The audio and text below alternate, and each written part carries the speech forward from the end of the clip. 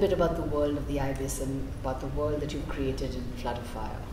Well, to start with, what's really interesting is this word you've used, world, because I do think that one of the most wonderful things that the novel as a form can do is this business of worlding, of creating worlds. And when I started writing this Ibis trilogy, that was one thing I really wanted to do. I wanted to create something which was far away from, our contemporary reality.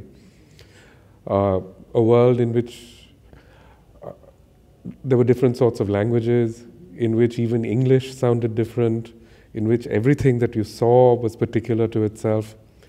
So all of that was, all of that was very exciting to do, because even visually speaking, it's a different world. It's a world which, which just looked quite different from anything that anyone's ever seen, and which no longer exists, because the world of, say, Canton or Guangzhou,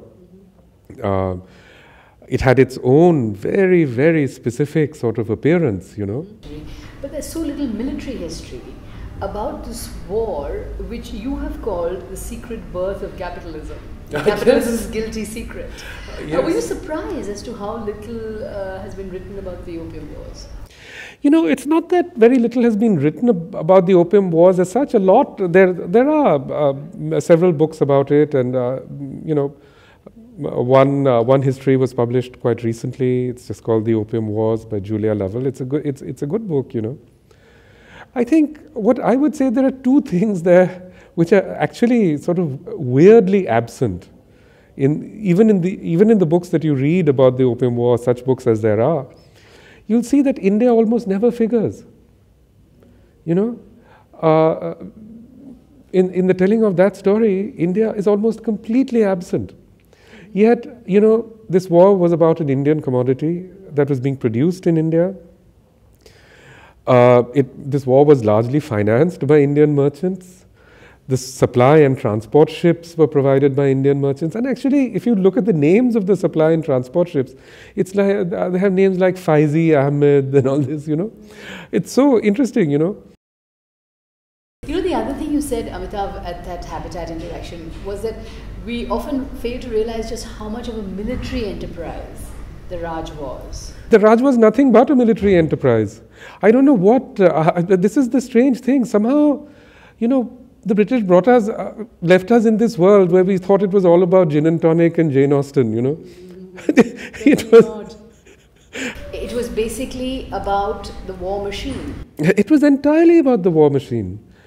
And the British knew this perfectly well. They always said, we hold India at the point of the sword. They knew this perfectly well. But it was something that, went through so much concealment that it became lost, almost to the, to the Indian mind.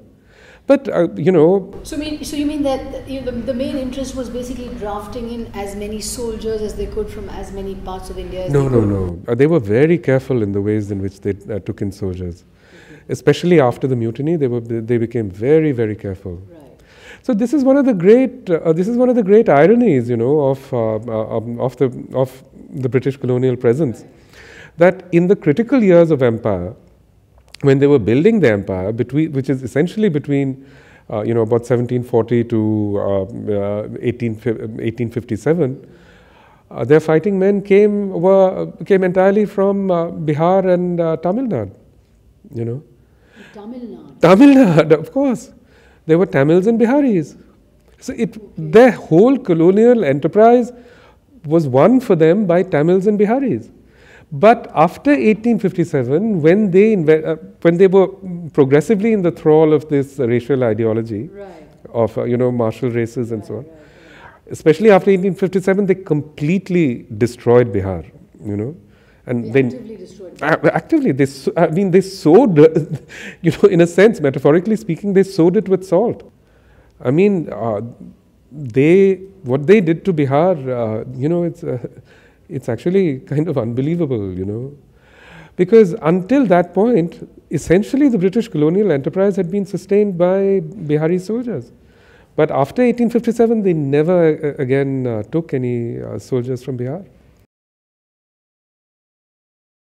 Why would you say that this is so important?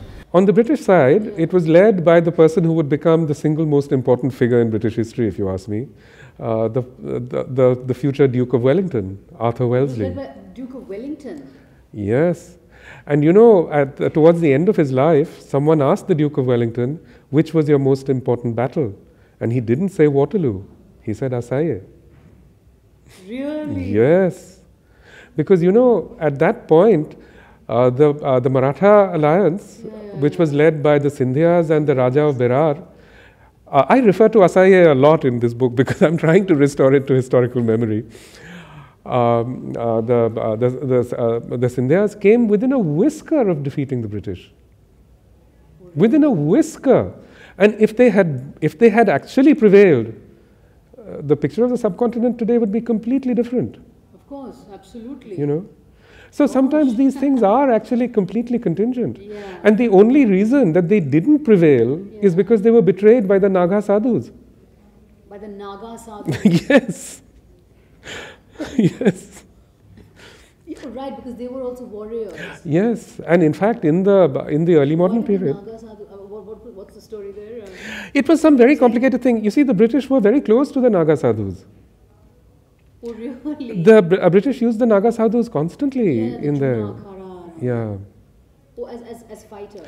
No, as diplomats and emissaries. The Naga sadhus were the Naga sadhus constantly mediated between the British and the Chinese Empire.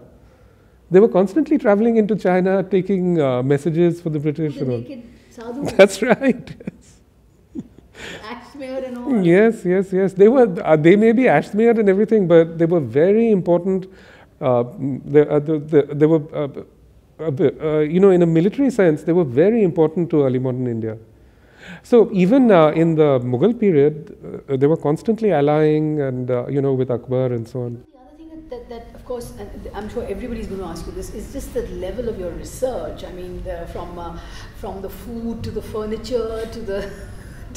I mean, I remember that meal that Bahram is having in River of Smoke. It's a River of Smoke, where he's eating fried sparrows, and you know. So how do you approach? How do you research this? I mean, does the research take most of your time and then you write it, or do you research as you go along? How do you do it? Listen, for me, the research is the easy part. Right. You know, it's easy, it's fun. Because you must be researching the way a historian researches. I mean, this is No. the level of your... Not really. See, the way a historian will do research is that they'll pick a topic, and then that topic guides their research. So, for example, say a culinary historian, you know, will look only at the food aspects of it or whatever. But as a novelist, when you're actually trying to place yourself at that moment in time, you have to look at the totality, you know. Yeah. I mean, so you have to look at the food, but you also look at the flowers, you look at the weapons, you look at the clothes, all those things, because you're trying to recreate that world, you know. It's a much more magical world in a sense. To me, it's completely magical, yes. It is magic. I just want to come back to that point about why do you believe the Opium Wars is the dirty secret of British capitalism? Why did you, if you could just explain that? Well, because the British colonial enterprise was, to some significant degree, it was a narco state. I mean, it was, yeah. So of course they're embarrassed about it and they don't want people to know. And nor do we want to know, because it's our history too. And we are embarrassed about it. Thank you. So it was actually the illicit trade in drugs that funded the whole British... That funded, not only that, it was... enterprise. Absolutely. When the first Opium War was launched... The British are just drug dealers. They certainly were, not just the British, Americans also. So many, you know, so many major American families, which later became American aristocrats, actually made the money in the drug trade. For example, the great man, Franklin Delano Roosevelt, where did his family money come from? Came from his grandfather, Andrew Delano, who was, you know, he actually figures in this book. He was a great China trader. Wow. So these are all drug dons. Yeah. Calvin Coolidge, you know, also another American president. His great-great-grandfather, I think his name was Thomas Coolidge. made his money taking opium from Bombay to Canton. Gosh. Yes. I mean, this is absolutely at the heart of the whole enterprise of capitalism. Right. It almost seems a shame that you brought the trilogy to an end, But is this the end? Is there likely to be another book or something along these lines? Or because I'm sure there are. Of course, you have wrapped it all up, and people do. There's a sort of ending. But is this the close of the Ibis trilogy? It's certainly the end of the Ibis trilogy. Even if I return to these characters, it'll be in some other form.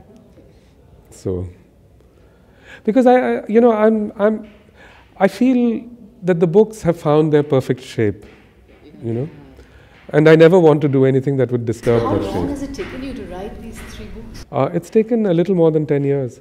10 years? 10 years, yeah.